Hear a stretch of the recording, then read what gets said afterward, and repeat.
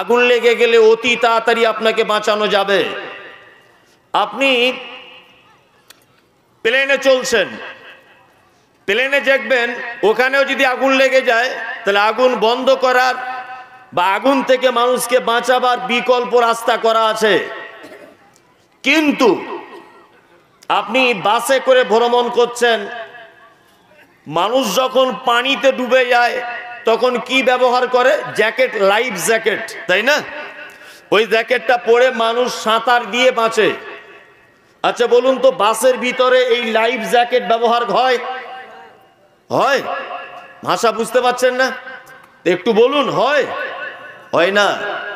ট্রেনে life jacket ব্যবহার হয়? হয় না।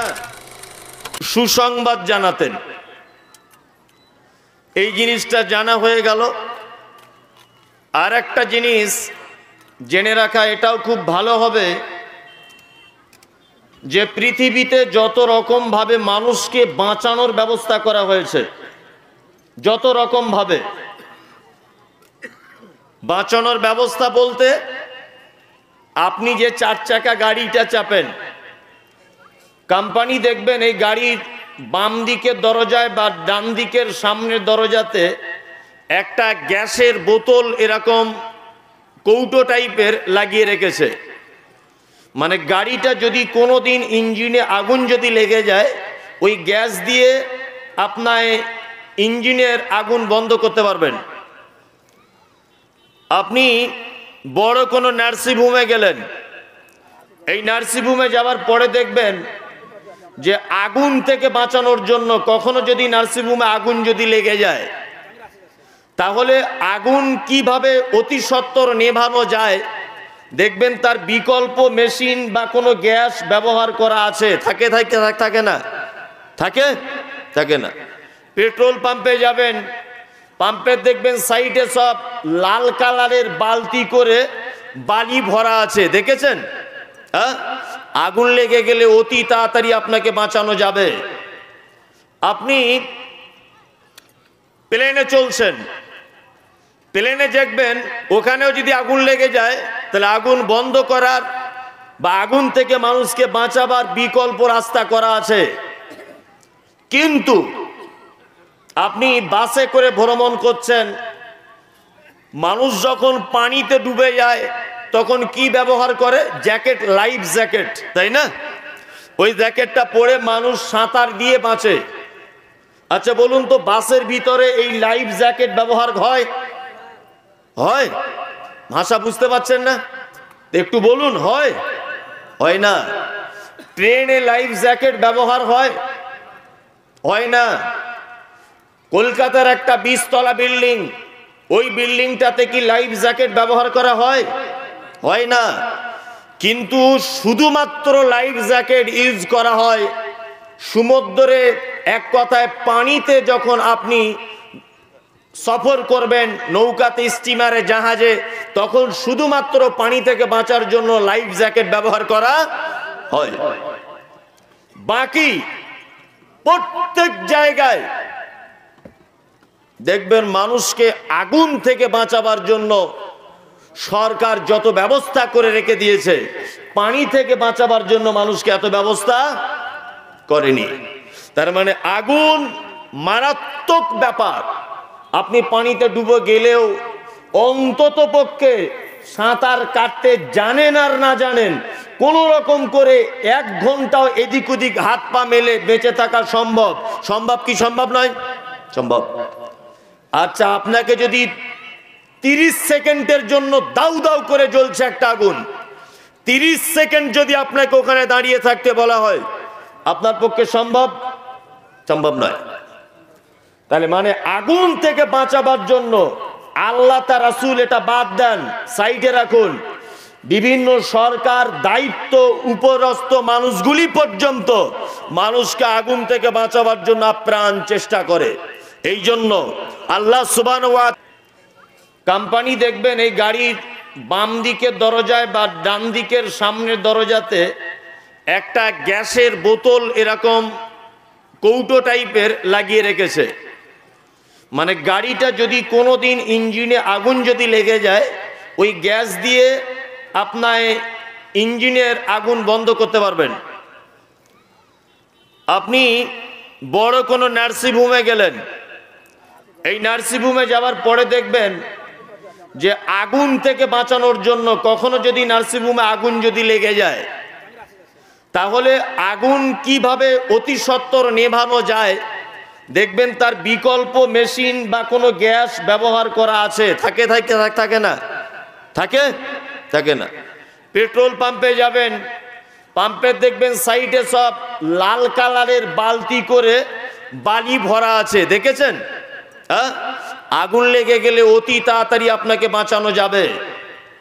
আপনি প্লেনে চলছেন, প্লেনে দেখবেন ওখানেও যদি আগুন লেগে যায় তাহলে আগুন বন্ধ করার বা আগুন থেকে মানুষকে বাঁচাবার বিকল্প রাস্তা করা আছে। কিন্তু আপনি বাসে করে ভ্রমণ করছেন, মানুষ যখন পানিতে ডুবে যায় তখন কি ব্যবহার করে? জ্যাকেট, লাইফ জ্যাকেট, তাই না?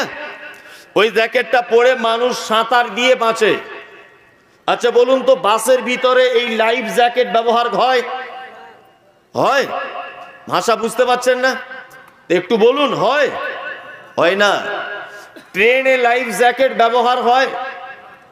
হয় না। কলকাতার একটা 20 তলা বিল্ডিং, ওই বিল্ডিংটাতে কি লাইফ জ্যাকেট ব্যবহার করা হয়? হয় না। কিন্তু শুধুমাত্র লাইফ জ্যাকেট ইউজ করা হয় সমুদ্রে, এক কথায় পানিতে যখন আপনি সফর করবেন, নৌকাতে, স্টিমারে, জাহাজে, তখন শুধুমাত্র পানি থেকে বাঁচার জন্য লাইফ জ্যাকেট ব্যবহার করা হয়। বাকি প্রত্যেক জায়গায় দেখবেন মানুষকে আগুন থেকে বাঁচাবার জন্য সরকার যত ব্যবস্থা করে রেখে দিয়েছে, পানি থেকে বাঁচাবার জন্য মানুষকে এত ব্যবস্থা করেনি। তার মানে আগুন মারাত্মক ব্যাপার।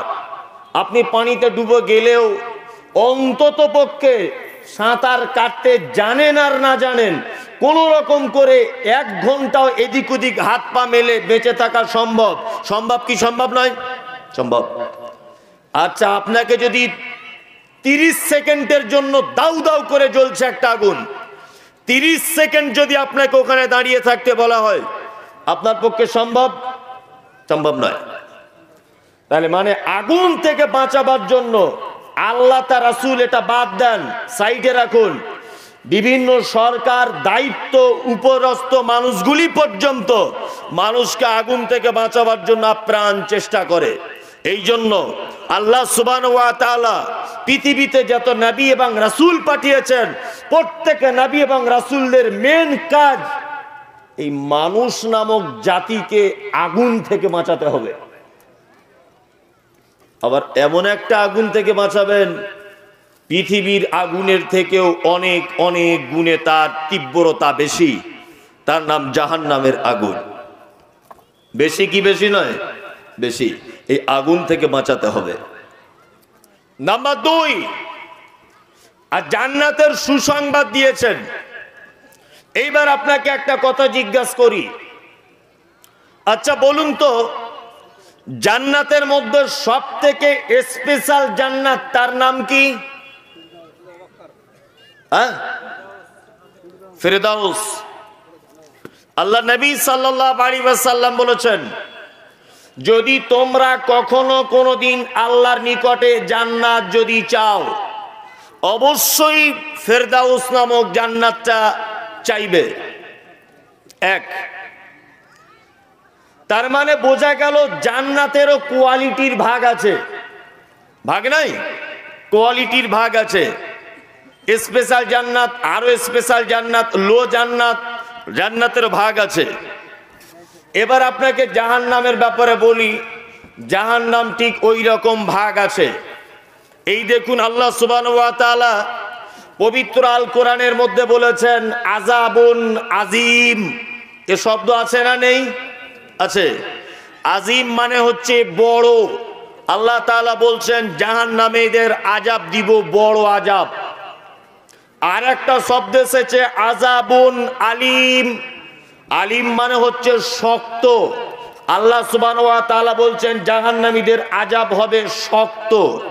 নাম্বার 3, আল্লাহ সুবহানাহু ওয়া তাআলা বলেছেন আযাবুম মুহিন, জাহান্নামীদেরকে আযাব দিব লজ্জাজনক আযাব।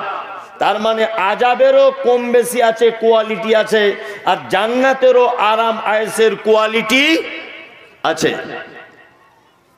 ঠিক তেমন পাপেরও কোয়ালিটি আছে, ঠিক তেমন নেকিরও কোয়ালিটি আছে, বেশি কম। যদি বলেন পাপের কোয়ালিটি কেমন, কিছু পাপ আছে পৃথিবীতে সেগুলো করলে মানুষ আনন্দ পায়, তৃপ্তি পায়। আচ্ছা, এরকম পাপ নেই যে পাপ করলে মানুষ মজা পায়? আছে, আছে, আনন্দ পায়। কেমন পাপ? আজ থেকে 30 বছর পিছনে চলে যান, যখন অ্যান্ড্রয়েড মোবাইল ছিল না, যখন এলইডি ছিল না, যখন ইন্টারনেটের মারাত্মকভাবে যোগাযোগ হয়নি, এই রকম সময়ে দেখবেন আপনাদের সুলতানপুর গ্রামে একটা ভাঙা রিক্সা গাড়ি করে মাইকিং করতে আসছো কি না, দুমোহনা বলাকা সিনেমা হলে উত্তম কুমার আর সুচিত্রার একটা সিনেমা এসেছে, সপরিবারে দেখার মতো সিনেমা। টিকিটের মূল্য 5 টাকা। এইখানে গাড়িতেও টিকিট পাওয়া যাবে, কাউন্টারে গেলেও টিকিট পাওয়া যাবে। আপনি এই ঘোষণা শুনলেন, পানির বোতলটা দেখি, আপনি এই ঘোষণা শুনলেন, শোনার পরে মনে মনে ভাবছেন যে তাহলে আমার শালি এসেছে আমাদের বাড়িতে, আমার শালিটাকে একটু রাজি করানো যাক। আপনি আপনার শালিকে রাজি করালেন, চলো তো দুমোহনাতে গিয়ে সিনেমা দেখে আসে। সিনেমা হল অন্ধকার হয়, বই শুরু হয়ে গেলে হয় না, আপনাকে বোঝাচ্ছি, এরপরে কোরআন বলবো। তা সিনেমা হলের ভিতরে বই চলছে, আপনার শালির বয়স তখন 16-17 বছর, নতুন বিয়ে করেছেন, 16-17 বছর, শালি অন্ধকারে আপনার ডান দিকে বসে আছে। আচ্ছা বলুন তো, তখন আপনার মনে হচ্ছে না যে সিনেমাটা যদি 3 ঘন্টার না হয়ে আরো 2 ঘন্টা বেশি হতো তাহলে খুব ভালো হতো? এটা মনে মনে হবে কি হবে না? কারণ 16 বছরের তো শালি পাশে বসে আছে। আচ্ছা, এটা আনন্দ পেলেন কি পেলেন না? পেলেন তো, পেলেন। আচ্ছা বলুন তো, এতে করে আপনার নেকি হলো না পাপ হলো? পাপ হলো। তাহলে আপনি আনন্দও পেলেন, পাপও হলো। এটা এক রকমের পাপ। আর একটা পাপ আছে পৃথিবীতে, যে পাপ করলে বড় কষ্ট হয়। যদি বলছেন কেমন করে, আপনি এই বিলাসপুর থেকে একটা লোকের রাতের বেলা 2 বস্তা ধান চুরি করেছেন, রাতের বেলা 2 বস্তা ধান চুরি করেছেন। এখন আপনি সাইকেলে করে ধানটা আনছেন, সাইকেলের মাঝখানে একটা ভরেছেন, পিছনে কেরিয়ারে একটা নিয়েছেন, সাইকেলটা ঠেলে ঠেলে আনছেন বর্ষার দিন। ঠিক আপনাদের গ্রামে ঢোকার আগে সাইকেলটা পাংচার হয়ে গেল। এখন আপনি ধান ফেলে দিয়েও আসতে পারছেন না, অর্ধেক রাস্তা চলে এসেছেন, সাইকেল ফেলে দিয়েও আসতে পারছেন না, তাহলে আপনি এখন করবেন কি? বাড়ি পর্যন্ত ঠেলে আসতে হবে। আচ্ছা বলুন তো, এই পাংচারওয়ালা চাকার সাইকেল যদি ঠেলে ঠেলে আপনাকে যদি আনতে বলা হয়, তাহলে আপনার কাল ঘাম ছুটবে কি ছুটবে না? ছুটবে। তাহলে বলুন তো, কষ্টও হলো, পাপ হলো না নেকি হলো? নেকি হলো না, পাপ হলো। কষ্টও হলো অথচ পাপও হলো। তাহলে এটা আবার আর এক রকমের পাপ। তাহলে পাপেরও কোয়ালিটি আছে, তেমন আযাবেরও কোয়ালিটি আছে। জাহান্নামের সবথেকে অল্প আযাব সম্পর্কে আল্লাহর নবী সাল্লাল্লাহু আলাইহি ওয়াসাল্লাম তিনি বলছেন যে আমার চাচা যখন মারা যাচ্ছে, আমি আমার চাচার মাথার কাছে গিয়ে বললাম, চাচা সারা জীবন তুমি আমার সাপোর্ট করেছ, সারা জীবন তুমি আমার পক্ষে কথা বলেছ, মরণের সময় একবার যদি কলেমাটা পড়ে নিতে পারো, কিয়ামতের মাঠে আমি নবী মুহাম্মদ সাল্লাল্লাহু আলাইহি ওয়াসাল্লাম তোমার ভাতিজা বলছি, তোমার জন্য কিয়ামতের মাঠে একটু আল্লাহর দরবারে সুপারিশ করতে পারবো। চাচা ভাতিজার কথোপকথন চলছে, এই মুহূর্তে আবু জাহাল, আবু লাহাব, উতবা, সাইবা একদল এসে বলছে, আবু তালিব কি ব্যাপার, এতদিন আমাদের দলে ছিলে, আজকে ভাতিজার কথা শুনে কলেমা পড়তে যাচ্ছ, কথোপকথন চলতে চলছে আল্লাহ মালাকুল মউতকে ডেকে বলছে যাও, নবীর চাচার টাইম শেষ হয়ে গেল। আল্লাহর নবীর চাচা মারা গেলেন। আল্লাহর নবী নিজের জবানে বলছেন আমার চাচাকে কিয়ামতের মাঠে জাহান্নামের ভিতরে দেওয়া হবে। সব থেকে হালকা যে জাহান্নামের আযাব সেটা হলো এই দুটো লোহার জুতোকে গরম করে আমার চাচার পায়ে পরিয়ে দেওয়া হবে। আমার চাচার লোহার জুতোর তাপের কারণে আমার চাচার মাথার মগজ টকবক টকবক করে ফুটবে। এটা হচ্ছে জাহান্নামের সব থেকে হালকা আযাব। এখান থেকে দুটো জিনিস জানা হয়ে গেল। এক, জাহান্নামের সব থেকে সহজ আযাব দুটি লোহার জুতো গরম করে আপনার পায়ে পরিয়ে দেওয়া হবে। নাম্বার দুই, এই হাদিস থেকে আপনি এটা বুঝতে পারলেন যে আল্লাহর নবীর চাচা হয়ে ভাতিজা নবী চাচা কিয়ামতের মাঠে বা কবরে কোনো সাবসিডি পাবে না, কোনো সাবসিডি নেই। আমাদের মাঝে একজন নবী ছিলেন, এই নবীটির নাম হচ্ছে নূহ আলাইহিস সালাম। খুব মন দিয়ে শুনুন, আমি লাইন একটু অন্যদিকে যাচ্ছি 5 মিনিটের জন্য। নূহ আলাইহিস সালাম নবী ছিলেন। নূহ আলাইহিস সালামের 4 বেটা, একটার নাম হাম, একটার নাম শাম, একটার নাম ইয়াফাজ, একটার নাম কেনান। কটা নাম বললাম? 4টা। হাম, শাম, ইয়াফাজ, কেনান। 3টে বেটা ঈমান নিয়ে চলে এসেছে। একটা বেটা, ছোট বেটা, তার নাম কেনান, বড্ড বদমাইশ। নূহ আলাইহিস সালাম বারবার বলছেন বেটা ঈমান আনো, বলছে আনবো না। আল্লাহ তাআলাকে হযরতে নূহ বলছেন আল্লাহ বয়স আমার অনেক হয়েছে। কোরআনের শব্দ এসেছে দিনের দাওয়াত দিতেন লাইলা ওয়া নাহারা, রাত এবং দিন অবিরত। প্রায় 950 বছর মতো বেঁচে ছিলেন। বিখ্যাত একজন নবী নূহ আলাইহিস সালাম আল্লাহকে বলছেন আল্লাহ এই তাওহীদি মিশন যেটা আমার দায়িত্বের উপরে তুমি দিয়েছো, এই দায়িত্ব আমার থেকে তুমি নিয়ে নাও। কারণ আমি এখন কথা বলতে গেলে আমার জবান তোতলা পান হয়ে যাচ্ছে, আমার শিরে উপশিরে আস্তে আস্তে নিস্তেজ হয়ে যাচ্ছে, আমার শরীরের ক্ষমতা কমে যাচ্ছে। আল্লাহ সুবহানাহু ওয়া তাআলা বলছেন মূসা তাহলে এক কাজ করো, যারা ঈমান এনেছে ওদেরকে তুমি একটা নৌকা বানাও, তোমার নৌকাতে তুলে নাও, তোমার নৌকাতে তুলে নাও। মূসা আলাইহিস সালাম নৌকা বানালেন। বিস্তারিত ঘটনা প্রত্যেক প্রাণীর জোড়ায় জোড়ায় তুলে নিলেন। ঈমান এনেছিল কতজন বিভিন্ন মতামত পেশ করা হয়েছে। কেউ কেউ বলেছেন 40 থেকে 41 জন, আবার কেউ কেউ বলেছেন 140 জনের মতো। 950 বছরে কতজন মানুষ ঈমান এনেছে? 140 জন। কেউ বলেছে শুধু 40 জনের মতো। নূহ আলাইহিস সালাম বেটাকে ডেকে বলছেন বেটা আল্লাহর অর্ডার আছে, মনে হয় আল্লাহর আযাব চলে আসবে। তা নূহ আলাইহিস সালাম আল্লাহকে বলছেন আল্লাহ নৌকা কেন বানাবো? বলছে আযাব আসবে। আযাব কিসের? না বলছে পানির আযাব আসবে। পানির আবার কেমন করে আযাব হবে? বলছে দেখবে মেয়েরা যখন চুলাতে রান্না করবে ওই চুলার ভিতর থেকে পানি উঠবে, এমনিতেই উঠবে, তখনই তুমি ভেবে নিও যে আল্লাহর আযাব শুরু হয়ে গেছে। নূহ আলাইহিস সালাম নিজের সম্প্রদায়কে গিয়ে বললেন শোনো আল্লাহর আযাব আসছে, আল্লাহর আযাব আসছে, তোমরা তাড়াতাড়ি করে বলছি যারা ঈমান এনেছো নৌকাতে উঠে যাও। আর এখনো পর্যন্ত বলছি ঈমান যদি কেউ আনতে চাও ঈমান আনো, বেঁচে যাবে, তাছাড়া বাঁচার রাস্তা নেই।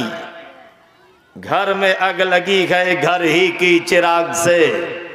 আপনি যদি আমাকে চোর বলেন এটা সমাজের মানুষ গ্রহণ নাও করতে পারে, কিন্তু আমার নিজের ভাই যদি বলে মমতাজুল ইসলাম চোর, তাহলে আপনি বিশ্বাস করবেন? করবেন না? করবেন। তা সবাই যখন দেখছে যে নূহ আলাইহিস সালাম বারবার ঈমান আনার কথা বলছে, তখন কেনান বলছে ঈমান আপনাকে আব্বা বলে মানি, নবী বলে মানি না, আল্লাহকে মানি না। তখন নূহ আলাইহিস সালাম বলছে বেটা বড় বিপদে পড়ে যাবে, কিন্তু খুব বড় বিপদে পড়ে যাবে। তা বলছে কি বিপদে পড়বো? বলছে পানির আযাব হবে। মানুষ দলে দলে আসছে আর বলছে চুলা থেকে পানি বার হচ্ছে। তখন বেটা কেনান বলছে তোমার এত বড় আল্লাহ চুলার ভিতর থেকে পানি দিয়ে আযাব? এই ঢঙের গল্প এখানে করছো? এইসব আযাব আমি মানি না। পানি আস্তে আস্তে করে বাড়তে বাড়তে এক হাঁটু এক কোমর এরকম হতে হতে যখন ও একদম মানুষ হাবুডুবু খাচ্ছে, তখন কেনান বলছে, দেখি তোমার আল্লাহর কত পাওয়ার আছে, যদি পাহাড়ে পানি লাগিয়ে দিক, আমি যদি পাহাড়ে উঠবো, দেখি তোমার আল্লাহর কত পাওয়ার আছে। একদম যদি পাহাড়ের মাথাতে উঠেছে কেনান, নূহ আলাইহিস সালামের বেটা। একদম যদি পাহাড় পানি যখন ওভারটেক করে গেল, কেনান তখন চারিদিকে ঘুরছে, হাবুডুবু খাচ্ছে, আর নিজের বাপ নূহ বেটার চারিদিকে নৌকা নিয়ে ঘুরছে, আর আল্লাহকে বড় আফসোস করে বলছে, ইন্নাহু লি আহলিহি, আল্লাহ এটা আমার পরিবার, এতজন মারা যাচ্ছে আমার আফসোস নেই, কিন্তু এটা আমার বেটা, আমার বড় কষ্ট হচ্ছে, আমার বেটা মারা যাচ্ছে। আল্লাহ উপর থেকে নূহকে বলছে, নূহ ঈমান আনেনি বেটা বলে পরিচয় দিয়ে লাভ হবে না, ভালো কাজ করেনি বেটা বলে পরিচয় দিয়ে লাভ হবে না, আজকেও মারাই যাবে, এটাই চূড়ান্ত। প্রথম হাদিস থেকে আপনাকে বুঝিয়েছি, নবীর চাচা হয়েও বাঁচতে পেরেছে, পারেনি। দ্বিতীয়বার আপনাকে আবার বোঝানোর জন্য বলছি, নূহ আলাইহিস সালাম একজন আল্লাহর নবী, নবী হয়ে নিজের বেটাকে বাঁচাতে পেরেছে, পারেনি। নিজের বেটা নিজের বাপ নবী বলে কোনো সাবসিডি পেয়েছে, পাইনি। বর্তমান কিছু হুজুর বলছে যে আমাদের সার্টিফিকেটে লোক জান্নাত চলে যাবে। এখন হুজুরি নূহ আলাইহিস সালামের মতো নৌকা চালাবে কিনা তার ঠিক নাই। কি বলছি বুঝতে পারছেন না? কিছু লোক বলছে না যে আমাদের সঙ্গে থাকো জান্নাতে চলে যাবে, জান্নাত যেন ওর মামুর বাড়ি। হুজুর মনে হয় জান্নাতের ঠিকা নিয়ে বসে আছে। নবী তার চাচাকে বাঁচাতে পারছে না, আরে বিশ্বাসঘাতক বলছে যে আমরা জান্নাতের সার্টিফিকেট দিয়ে দেব। কি আশ্চর্য ব্যাপার। তাহলে আপনাকে বোঝালাম এতক্ষণ ধরে পাপ অনেক রকমের, জাহান্নামের সাজাও অনেক রকমের। এবার আপনাকে বলছি জান্নাতের অনেক রকমের কোয়ালিটি আছে। হাইফাই জান্নাত, তার নাম ফেরদাউস। লোকাল জান্নাত আছে, সেটাও জান্নাত, কিন্তু তার আরামায়েশ একটু কম। এটা কেমন করে আপনাকে বোঝাবো? এই দেখুন আপনাকে বোঝাই। আপনি এখান থেকে কিষানগঞ্জ থেকে ট্রেন ধরবেন, যাবেন আপনি কোথায়? দিল্লিতে ধরে নেন। তা দিল্লিতে যাবেন, দিল্লিতে টিকিট কেটেছেন, লোকাল টিকিট কেটেছেন, জেনারেল টিকিট, তার দাম 300 টাকা। 300 টাকা দিল্লিতে যাবার টিকিট কেটেছেন। জেনারেল কম্পার্টমেন্টের টিকিট বুঝেন তো? হ্যাঁ, কেমন গুতাগুতি করে, মানে এর ঘাড়ের উপরে ওর পা, ও শুয়ে আছে, ওর মাথার উপরে ওর ঠ্যাং উঠে গেছে, এর দাম 300 টাকার টিকিট। 700 টাকা দিয়ে টিকিট কাটবেন, রিজার্ভেশনে যাবেন, কনফার্ম সিটে বসে আরামে যাবেন, তাই না? আবার যদি আপনি 3000 টাকার টিকিট যদি কাটেন, কোথায় যাবেন? এসিতে বসে যাবেন। একটাই প্ল্যাটফর্ম থেকে গাড়ি ছাড়বে, একই গতিতে চলবে, একটাই ড্রাইভার চালাবে, একই টাইমে দিল্লিতে পৌঁছাবে, একই টাইমে ছাড়বে, একই গার্ডম্যান থাকবে। শুধুমাত্র যেমন টাকা তেমন আরাম। 300 টাকার গুতাগুতি করে যাও, 500 টাকার মিডিয়ামে যাও, 2000 টাকার এসিতে আরাম করে যাও। তার মানে বুঝতে পারলাম একই জিনিস, শুধু কম্পার্টমেন্টের ভাগ আলাদা, টাকা যেমন আরাম তেমন, সবারই নাম জান্নাত, তবে আমল যেমন আরাম তেমন। বোঝাতে পেরেছি? যেমন আরাম, যেমন আমল তেমন আরাম। সাধারণ আমল করেছেন, লোকাল জান্নাতে থাকবেন। খুব বেশি আমল করেছেন, ফেরদাউসে থাকবেন। তাহলে আমি আজকে ফেরদাউসে কি করে ঢোকা যাবে এই আমলটা বলে দেবো ইনশাল্লাহ। আজকে থেকে আমল করার চেষ্টা করবো ইনশাল্লাহ। বলুন ইনশাল্লাহ। ইনশাল্লাহ। তাহলে ফেরদাউসে আমরা চলে যাচ্ছি, তাই তো? আর লোকাল জান্নাতেরটাও বলবো, লোকাল জান্নাতে যাওয়ার আমল বলবো। তারপরে জাহান্নামে কারা কারা চলে যাচ্ছে এটাও বলবো, যদি টাইম থাকে তাহলে। প্রথম ফেরদাউসেরটা শুনে নিই। আল্লাহ সুবহানাহু ওয়া তাআলা বলছেন, কি বলছেন? কদ আফলাহাল মুমিনুন। আল্লাহ তাআলা বলছেন মুমিনরা তো সফলতা পেয়েই গেছে, পাবে কথা না। আল্লাহ তাআলা বলছেন কদ আফলাহাল মুমিনুন, এই সমস্ত মুমিনরা তো সফলতা পেয়েই গেছে। কারা পেয়েই গেছে সফলতা? আল্লাহ তাআলা বলছেন আল্লাযীনা হুম ফি সালাতিহিম খাশিউন, যারা তাদের নামাজে খুব বিনয়ী। নামাজ পড়ে কিসের সঙ্গে? বিনয়ের সঙ্গে, নম্রতা ভদ্রতার সাথে, খুজুর সাথে। এবং খুব ধীর স্থিরতা অবলম্বন করে সালাত আদায় করে, ওয়াক্ত অর্থাৎ টাইমকে মেনটেন্স করে। আর কি করে না, সালাতের পদ্ধতিগুলো সঠিক পদ্ধতিতে আদায় করে। আল্লাহ তাআলা বলছেন খাশিউন, এরা জান্নাতুল ফেরদাউসের একদম ফার্স্ট কাতারে থাকবে। কারা কারা? যারা সালাত সমূহকে হেফাজত করে, সালাত সমূহকে কি করে? সালাতকে যারা নম্রতা ভদ্রতার সঙ্গে বিনয়ের সঙ্গে যারা সালাত আদায় করে। এবার আপনাকে একটা কথা বলে রাখছি, খুব মন দিয়ে শুনুন। বিনয়ী এবং ভদ্রতার সর্বপ্রথম একটা লোক ভদ্র কতটা, আচ্ছা বলুন তো, এটা কি দেখে বোঝা যায় প্রথমে জানেন? আমি মমতাজুল ইসলাম কত ভদ্র, আপনি আমার সঙ্গে কথা বলেননি। আমি যে গাড়িটা চেপে এসেছি ওই গাড়িটা দেখলেন, আর আমার উপরের পোশাকটা দেখলেন। আচ্ছা এই দুটো জিনিস দেখে কি বোঝা যাবে যে আমি ভদ্র কি নম্র কি অভদ্র? যাবে? কিছুই বুঝেন না আপনি। সর্বপ্রথম বোঝা যাবে একটা লোক ভদ্র নম্র কি না, তার রুচি দেখে, তার রুচি দেখে।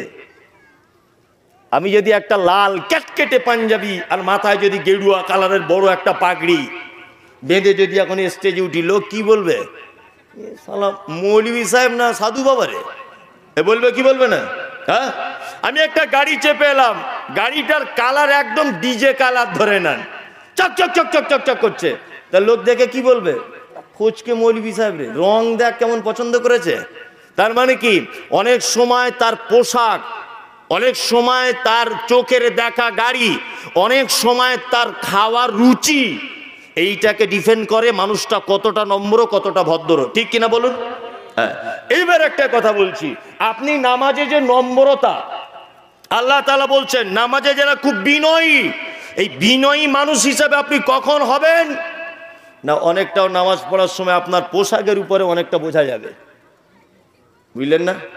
অফিস আদালত সব জায়গাতে যাচ্ছে ফক সেন মেরে, আর মাথার স্মৃতি কেটে জেসমিন তেল মাথায় দিয়ে ডান হাতে টাইটান ঘড়ি অফিসে যাচ্ছে।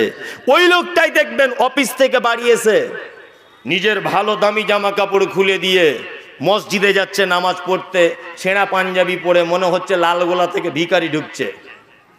ওই লোকটাকেই দেখবেন অফিসে যখন গেল দামি পাঞ্জাবি পরে, আর মসজিদে যখন ঢুকলো ছেঁড়া পাঞ্জাবি পরে, আর ওর গায়ের গন্ধ, জামা কাপড়ের অপরিষ্কার, এই অবস্থায় মসজিদে ঢুকে গেল, অথচ অফিস আদালত থেকে ঘুরে এলো দামি জামা কাপড় পরে।